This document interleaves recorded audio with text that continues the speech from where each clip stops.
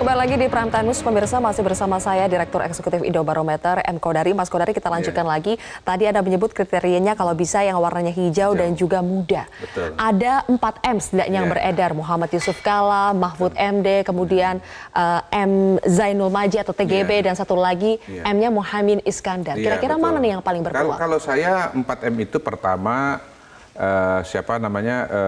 Muhaimin Iskandar ya, yang kedua M. Romahur Muzi, yang kemudian yang ketiga M. Yusuf Kalla, dan yang keempat Mahfud MD. Kalau bisa muda, kenapa? Sekali lagi kalau orang muda dia akan lebih lincah, mundar-mandir sana sini, kemudian dia juga bisa jadi representasi ketika berbicara dengan kalangan milenial begitu. Tetapi ya kalangan yang lebih senior juga tidak tertutup. Kalau Pak Yusuf Kalla, beliau senior, beliau adalah pimpinan perusahaan, kemudian Dewan Masjid, Wakil Presiden, Ketua Golkar, tentu sudah biasa memimpin sebuah tim yang besar, begitu. Itu kelebihannya Pak Yusuf Kalla. Cuman persoalannya Pak Yusuf Kalla bersedia atau tidak. Nah, Pak Mahfud MD juga pilihan yang menarik karena beliau sudah pernah menjadi ketua tim sukses Prabowo dan Hatta di tahun 2014. Sehingga kemudian sebetulnya beliau sudah sangat familiar dengan pekerjaan ini, begitu. Jadi tidak perlu adaptasi lagi, beliau sudah pernah mengalami dan sudah tahu lebih kurangnya. Tapi seberapa krusial sih Mas Kodari pekerjaan sebagai ketua tim pemenangan itu? Menurut saya sangat penting karena walau bagaimanapun ya, yang namanya Pilpres itu adalah sebuah pertarungan, itu adalah lomba lari, dan pertarungan kali ini jauh lebih intens, jauh lebih panjang dibandingkan dengan tahun 2014 yang lalu. Kalau tahun 2014 yang lalu dengan mekanisme pemilu yang tidak serentak, praktis masa kampanye seingat saya cuma sekitar 2 minggu atau 3 minggu. Tetapi sekarang masa kampanye sampai 8 bulan. Jadi memang faktor muda ini juga penting kalau kita bicara soal stamina ya. Tetapi menurut saya yang sangat penting, dan ini hanya Pak Jokowi yang tahu, adalah ketua tim sukses ini harus punya hubungan yang sangat baik dengan calon presidennya, dan kalau bisa juga dengan calon wakil presidennya, karena dia harus harus mengharmoniskan antara program kampanyenya, kegiatan-kegiatan kampanyenya dengan kebiasaan dan selera serta cara berpikirnya dari calon presiden. Saya tanyakan lagi ke Bang Joni. Bang Joni, kalau misalnya faktor muda itu dianggap Mas Kodari sangat penting untuk menjadi ketua tim pemenangan dari Jokowi dan juga Maruf Amin untuk dalam tanda kutip menutupi ketika cawapresnya ini dianggap sangat senior, bagaimana tanggapan dari Bang Joni? Saya kira kalau dari sisi usia kalender begitu ya, Pak Joko Widodo ini dari sisi tahun lahir kan lebih muda dari Pak Prabowo. Ini kan kontestasi capres dengan capres, bukan kontestasi hanya antara cawapres dengan cawapres gitu, tidak kan? Capres dengan capres. Lalu Pak Joko Widodo sendiri dengan Mas Sandiaga misal usia beda tipis-tipis juga 5-6 tahun. Kalau terkait dengan Kiai Maruf Amin, maka cara berpikir menerjemahkan reach out atau menjangkau milenial itu dari konsep berpikir bagaimana menyiapkan Indonesia bagi para generasi zaman now kita nanti untuk berbakti bagi bangsa dan negaranya. Nah, ini betul-betul ya ketua tim sukses nanti akan membuat orkestra ini ya, dan kami sudah merumuskan program-program pentingnya.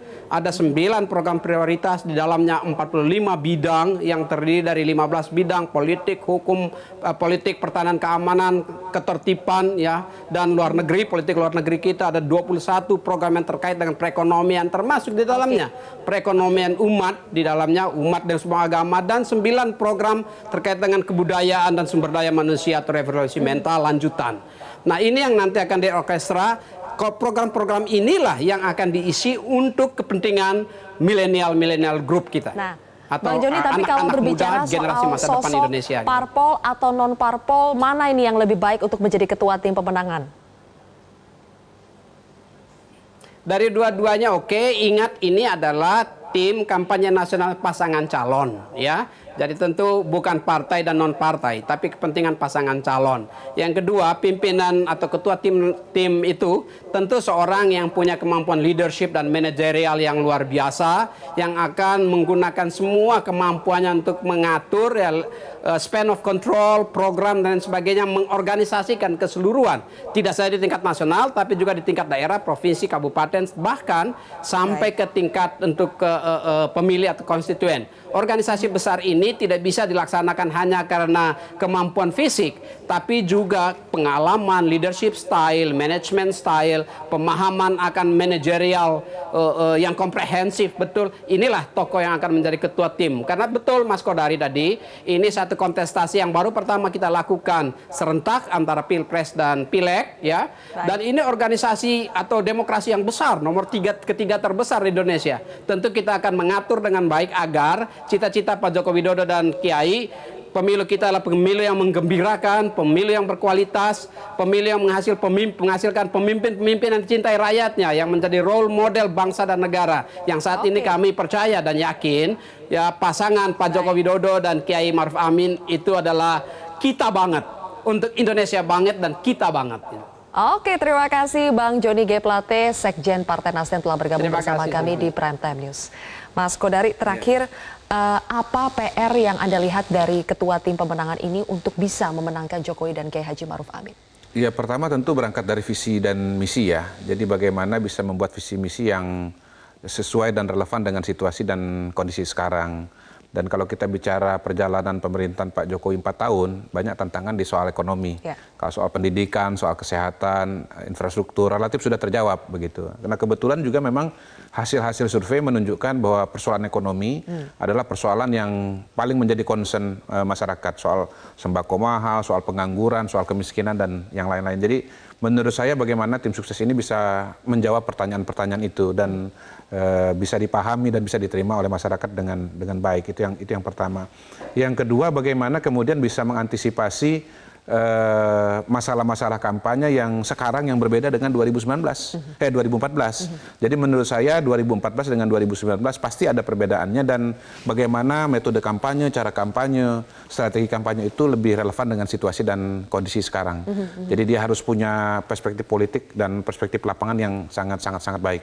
Kalau lihat dari kubu sebelah, ini kandidatnya disebut ada Zulkifli, kemudian Ahy, ada juga yang disebut SBY. Mana yang lebih berpeluang? Saya belum terlalu melihat ada wacana yang menguat ya kalau di kubunya Pak Prabowo dan Mas Anies ya, Sandiaga Uno. Kita belum mendengar terlalu banyak. Menurut saya semua kemungkinan masih bisa terjadi. AHY adalah salah satu alternatif yang menarik dan menurut saya harus diantisipasi oleh kubunya Pak Jokowi begitu, karena bukan mustahil sebagai kompensasi dari tidak jadinya AHY sebagai wakilnya Pak Prabowo, kemudian AHY didorong sebagai calon ketua tim sukses. Dan menurut saya dia akan tertarik, karena ketua tim sukses itu akan banyak tampil dan menjadi wajah dari tim secara keseluruhan. Oke. 9 sekjen Partai Koalisi Indonesia Kerja diagendakan akan melakukan rapat bersama Presiden petahana Joko Widodo. Benarkah pertemuan ini akan membahas soal strategi dan susunan tim pemenangan Pilpres? Untuk membahasnya telah bergabung dari luar studio adalah Sekjen Partai Nasdem Joni G. Plate, dan di dalam studio Direktur Eksekutif Indo Barometer M. Kodari. Selamat malam Bapak-bapak. Selamat malam. Mas Kodari sudah bergabung di sini. Saya juga menyapa Bang Joni. Selamat malam. Bang Joni, apakah agenda utama pertemuan antara 9 sekjen dengan Jokowi nanti untuk membahas siapa ketua tim pemenangan? Ya begini Silvi, ini pertemuan ini kan dalam satu rantaian dan untaian pertemuan-pertemuan. Ada banyak pertemuan, tapi hari ini kita inginkan dari beberapa pertemuan sebelumnya kami memberikan progress update kepada pasangan calon, kepada Pak Joko Widodo, apa yang sudah dilakukan. Ya, kebetulan hari ini direncanakan ya setelah dari RSPAD melakukan medical check up, Pak Joko Widodo akan mampir atau datang ke Posko Cemara ya, untuk melakukan atau mengadakan rapat bersama para sekjen. Kami tentu nanti di samping update terhadap progres juga akan minta arahan-arahan lanjutan terkait dengan 3 hal setidaknya. Yang pertama tentang struktur tim kampanye nasionalnya, yang kedua personalia tim kampanye nasionalnya, dan yang ketiga ya masukan-masukan strategis yang terkait dengan visi, misi, dan program. Nah, kalau struktur sudah hampir selesai, personalia juga sudah hampir selesai di layer bawah ya. Sedangkan terkait dengan 3 posisi penting, yaitu ketua tim kampanye nasional, sekretaris tim kampanye nasional, dan bendahara tim kampanye nasional itu nanti menjadi diskresi dan akan diputuskan oleh pasangan calon, dalam hal ini Pak Joko Widodo setelah berbicara dengan